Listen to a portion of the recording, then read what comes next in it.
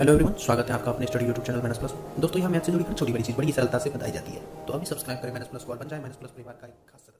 Hello friends, मैं नवनीत। स्वागत है आपका द मैथ्स प्लस पे। ठीक है, आज हम लोग करेंगे ट्रिगोनोमेट्री बिहार बोर्ड के लिए एग्जाम 2021 के लिए जो हम लोग अभी तैयारी कर रहे हैं मैथ ट्रिगोनोमेट्री, उसमें हम लोग करेंगे क्वेश्चन नंबर 6 और क्वेश्चन नंबर 7। इससे पहले जो वीडियो आ चुकी है, अगर आपने नहीं देखा है तो प्लेलिस्ट का लिंक डिस्क्रिप्शन में, आप उस पर क्लिक करोगे तो जितनी पिछली वीडियो है सारी की सारी आपके सामने आ जाएंगी, तो वो भी आप देख लो, बहुत इंपॉर्टेंट है। ठीक है, इससे पहले अब हम लोग क्वेश्चन नंबर 5 तक कर चुके हैं।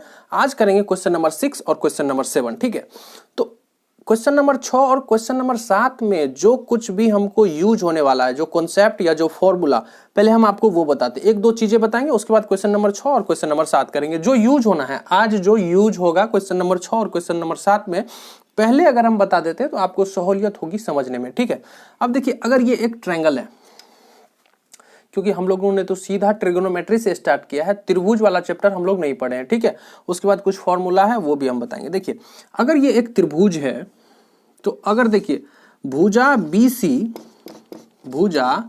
BC बराबर भुजा AB अगर हो जाए, अगर ये भुजा और ये भुजा बराबर हो जाता है, अगर ये भुजा और ये भुजा बराबर हो जा रहा है, तो उस कंडीशन में ये कोण और ये कोण भी बराबर होगा। देखिए, ये 90 डिग्री का होता है, ये कोण। समकोण त्रिभुज में एक कोण हमेशा 90 डिग्री होता है, तो यहां पर तो आप देख रहे हो कि ये कोण 90 डिग्री है।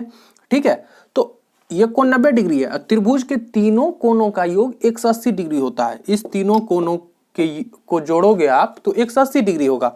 ये कोण पता है कि 90 डिग्री का है, क्योंकि समकोण त्रिभुज है। तो अगर देखिए, ये दोनों भुजा अगर बराबर हो जाए, जहां पर भी समकोण त्रिभुज में अगर ये दोनों भुजा बराबर है तो ये दोनों कोण भी बराबर होगा। तो इस दोनों कोण को जोड़ने के बाद 90 डिग्री होता है, क्योंकि देखिए टोटल 180 डिग्री होता है। 180 डिग्री में 90 डिग्री तो यही कोण हो गया।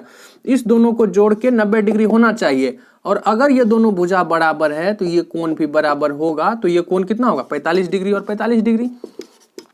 ठीक है, इसमें हम अभी केवल इतना बता रहे थे कि अगर ये दोनों भुजा कभी भी बराबर होता है तो ये कोण भी बराबर होगा। ये तो एक कॉन्सेप्ट हो गया। दूसरी चीज हम क्या आपको बताने वाले हैं, जो आज यूज होने वाला है, ये आपको शायद पता भी होगा। ये फॉर्मूला देख लीजिए, A+B इंटू A-B बराबर होता है A² - B²। इस फॉर्मूला को आप ध्यान में रखिए। ठीक है, A- B² का फॉर्मूला हो जाता है A+B इंटू A-B। ये फॉर्मूला आपको याद कर लेना है। A² - B² बराबर A+B इंटू A-B, या A+B इंटू A-B बराबर A² - B²। ठीक है, इस फॉर्मूला का आज यूज है। उसके बाद कौन सा फॉर्मूला यूज है वो देखिए, sin² theta plus cos² theta बराबर 1। sin² theta plus cos² theta बराबर कितना होता है? 1 हो जाता है। sin² theta plus cos² theta बराबर कितना हो जाता है? 1 हो जाता है। हम लोगों ने किया भी था कौन से क्वेश्चन में, इससे पहले ये हम कर भी चुके हैं कि sin² theta plus cos² theta बराबर 1। या तो एग्जाम्पल था या कोई 8.1 का ही कोई सवाल होगा, अभी याद नहीं आ रहा है। sin² theta plus cos² theta बराबर हो जाता है 1। ये फॉर्मूला आप लोग याद कर लो। इसी फॉर्मूला को अगर हम लोग आगे बढ़ाते हैं, देखिए cos² थीटा को इस साइड ले जाएंगे तो sin² थीटा बराबर हो जाएगा 1, और ये cos² थीटा प्लस में है तो इस साइड जाएगा तो माइनस में, 1 माइनस cos² थीटा। ये भी एक फॉर्मूला तो ये हो गया। इसी फॉर्मूला को थोड़ा सा आगे बढ़ा दिए तो sin² थीटा बराबर कौन सा फॉर्मूला हो गया? 1 माइनस cos² थीटा। ठीक है, इस तरह से आप लोगों को ध्यान में रखना है। एक फॉर्मूला और हो जाएगा, cos² थीटा को इसी साइड रखते हैं, cos² थीटा, और sin² थीटा को उस साइड ले जाएंगे तो 1 माइनस sin² थीटा। तो हमारे पास एक ही फॉर्मूला से, देखिए ये सहूलियत के लिए इसको आगे बढ़ा लिए। sin² theta plus cos² theta बराबर 1। ठीक है, sin² थीटा बराबर 1 माइनस cos² थीटा, और cos² थीटा बराबर 1 माइनस sin² थीटा। तो आपको ये फॉर्मूला 1 2 3 4 फॉर्मूला और ऐड हो गया। इससे पहले हम लोगों ने कितना किया था? 14 या 17 फॉर्मूला हम लोगों ने याद किया था। अब 4 फॉर्मूला उसमें और जोड़ दीजिए। जब तक त्रिकोणमिति में हम लोग आगे बढ़ेंगे, ठीक है, फॉर्मूला बढ़ते जाएगा, जुटते जाएगा। जितना ज्यादा से ज्यादा फॉर्मूला आप याद करते हो त्रिकोणमिति में, त्रिकोणमिति आपको उतना ही आसान लगेगा। ठीक है, और फॉर्मूला तो याद करना ही पड़ेगा। वैसे आप जितना ज्यादा प्रॉब्लम करोगे फॉर्मूला उस तरह से आपको याद होगा। तो आज के लिए ये 4 फॉर्मूला है। अब चलिए चलते हैं क्वेश्चन नंबर 6 पे। ठीक है, अब क्वेश्चन नंबर 6 देखिए कि क्या बोल रहा है कि कोण ए और कोण बी न्यून कोण है। ठीक है, न्यून कोण मतलब 90 डिग्री से कम। ठीक है, तो कोण ए और कोण बी न्यून कोण है। एक समकोण त्रिभुज की बात हो रही होगी, हमको पता है क्यों, क्योंकि हम त्रिकोणमिति बना रहे हैं तो त्रिभुज जो होगा वो समकोण होगा। तो एक कोण तो समकोण है 90 डिग्री, उसके अलावा जो दो कोण है वो न्यून कोण है, मतलब 90 डिग्री से कम है। जहां cos A और cos B बराबर है, cos A बराबर cos B है, ये क्वेश्चन में दिया गया है। तो प्रूव दैट मतलब दिखाइए कि कोण A बराबर कोण B है, ये हमको प्रूफ करना है। ठीक है, क्वेश्चन नंबर 6 में। और जानकारी हमारे पास क्या है, कोण A और कोण B 90 डिग्री से कम है और cos A बराबर cos B है। ये दो जानकारी है हमारे पास और उससे प्रूव करना है कोण A बराबर कोण B। पहले एक हम ट्रायंगल ले लेते हैं, ये हो गया अपना त्रिभुज। ठीक है, ये 90 डिग्री है। कोण A कोण B न्यून कोण है, तो एक A इसको ले लेते हैं, B इसको ले लेते हैं, ये C हो जाएगा अपना 90 डिग्री और ये दोनों न्यून कोण हो जाएगा, मतलब 90 डिग्री से कम। ठीक है, उसके बाद देखिए cos A बराबर cos B है। ठीक है, तो सॉल्यूशन देखिए, सबसे पहले हम cos A निकालते हैं। cos A बराबर cos थीटा का फॉर्मूला क्या होता है, B बटे H, B बटे H। तो cos थीटा बराबर होता है आधार बटे कर्ण, cos थीटा बराबर होता है आधार बटे कर्ण। आप जब भी, अभी देखिए शुरुआती है अभी, तो अभी आप जब भी कोई प्रॉब्लम बनाते हो त्रिकोणमिति का तो फॉर्मूला को बोला कीजिए, cos थीटा बराबर b बटे h, cos थीटा बराबर b बटे h। एक दो बार इसी समय रिवाइज कर लीजिए, तो अभी क्या होगा, तो उससे याद ज्यादा रहता है। ठीक है, तो सवाल बनाते वक्त ऐसा करना है 2 बार 3 बार। ठीक है, तो अब देखिए cos थीटा बराबर b बटे h है हमारे पास। cos A से हम लोग cos A निकाल रहे हैं। ये देखिए एंगल पे ध्यान दीजिए, क्योंकि हम जब से बता रहे हैं क्वेश्चन नंबर 1 से या शुरू से ही हम आपको बता रहे हैं कि इस एंगल से क्या प्रभाव पड़ता है, लंब आधार कैसे बदल जाता है, कौन सा कभी लंब हो जाएगा वही कभी आधार हो जाएगा। तो ये कैसे हो जाता है ये तो हम बताते आ रहे हैं। अब देखिए यहाँ पर cos A निकाल रहे हैं, तो इस एंगल की बात कर रहे हैं, तो ये जो है ये आधार हो जाएगा। ये वाला लाइन जिस पर हम अभी चला रहे हैं पेन, ये आधार हो जाएगा और ये लंब हो जाएगा, क्योंकि दूसरा लंब हो जाता है। एक आधार हो गया तो दूसरा लंब हो जाता है और 90 डिग्री के सामने वाली भुजा कर्ण हो जाती है। अगर इस एंगल को लेके बात करें तो, ए को लेके बात करें तो यहाँ पर देखिए ए को लेके बात किया गया है, cos A निकाल रहे हैं, cos A निकाल रहे हैं, तो ए को लेके चलेंगे तो आधार हो जाएगा ये वाली भुजा, ये जो है AC आधार हो जाएगा, AC। ठीक है, तो आधार B बटे H, तो AC आधार क्या है, AC है आधार, तो AC बटे H। कर्ण कौन सा है, ये है कर्ण, कर्ण नहीं बदलता है, 90 डिग्री के सामने वाली भुजा जो भी होगी वो कर्ण हो जाएगा, तो ए बी हो गया कर्ण, तो नीचे में दे देंगे ए बी, इसको मान लीजिए समीकरण 1। ठीक है, अब हम लोग निकालेंगे cos B निकालेंगे, cos B निकालेंगे, cos B निकालेंगे, तो cos B, cos थीटा का फॉर्मूला तो सेम होता है B बटे H, cos थीटा बराबर होता है B बटे H। तो देखिए अब क्या करेंगे हम लोग, कर्ण तो वही है, अब कर्ण तो वही है, यहाँ पर एंगल B को लेकर के बात किया जा रहा है, ये जो B है इसको लेकर हम बात कर रहे हैं, तो इसके नजदीक वाले भुजा ये है, तो अभी ये आधार हो जाएगा। देखिए आधार और लंब कैसे बदलता है, एंगल बदलने से आधार और लंब कैसे बदल जाता है। अगर इस कोण को लेकर के बात कर रहे हैं, यहाँ पर इस कोण को B, तो B देखिए यहाँ पर है, अगर इस कोण के अकॉर्डिंगली हम लोग बात करें तो ये अपना आधार हो जाएगा, ये तो कर्ण है तो ये लंब हो जाएगा, तो ये है आधार। तो B बटे H, B हो गया क्या, BC हो गया अपना आधार, तो BC बटा कर्ण तो वही है AB, तो नीचे में दे देंगे AB। अब ये हो गया अपना समीकरण 2। ठीक है, समीकरण 2, ये हो गया समीकरण 1, ये हो गया समीकरण 2। अब कहा गया है प्रश्न में कि cos A बराबर cos B है, कहां पर कहा गया है, प्रश्न में, तो यहां पर दे दीजिए प्रश्न के अनुसार या प्रश्नानुसार, प्रश्नानुसार cos A बराबर cos B, तो लिख दीजिए cos A बराबर cos B। ठीक है, अब cos A बराबर कितना हम लोगों ने कैलकुलेट किया है, AC बटे AB, cos A बराबर AC बटे AB is equal to cos B बराबर हम लोगों ने कितना कैलकुलेट किया है, BC बटे AB, तो लिख दीजिए यहां पर BC बटे AB। ठीक है, अब देखिए नीचे में यहां पर भी AB है, नीचे में यहां पर भी AB है, तो ये कैंसिल हो जाता है। ठीक है, तो हो गया AC बराबर BC, AC बराबर कितना हो गया, BC। ध्यान से देखिए AC बराबर, ये जो AC है अभी इसको हटा देते हैं आधार लंब। ये अपना AC है, ये वाली भुजा जो है AC है और ये वाली भुजा जो है BC है। तो यहाँ पर दिया गया है AC बराबर BC, यानी कि ये भुजा और ये भुजा बराबर है। अब हम लोगों ने ये प्रूफ किया। और अभी इस प्रॉब्लम को करने से पहले जो हमने आपको बताया कि अगर ये भुजा और ये भुजा बराबर हो जाए तो ये कोण और ये कोण बराबर हो जाता है। ये प्रमेय है, ये थ्योरम है। अगर ये भुजा और ये भुजा बराबर हो जाती है तो ये वाला कोण और ये वाला कोण भी बराबर हो जाएगा। तो इसीलिए हेंस लिख दीजिए, हेंस कोण A बराबर कोण B, कोण A बराबर कोण B प्रूव्ड। हम लोगों को यही तो प्रूव करना था, कोण A बराबर कोण B। तो ये भुजा और ये भुजा अगर बराबर हो गया तो ये कोण और ये कोण बराबर होगा। ये थ्योरम है, ये हम लोग बाद में सीखेंगे, लेकिन अभी जरूरत था तो हम पहले बता दिए, ठीक है।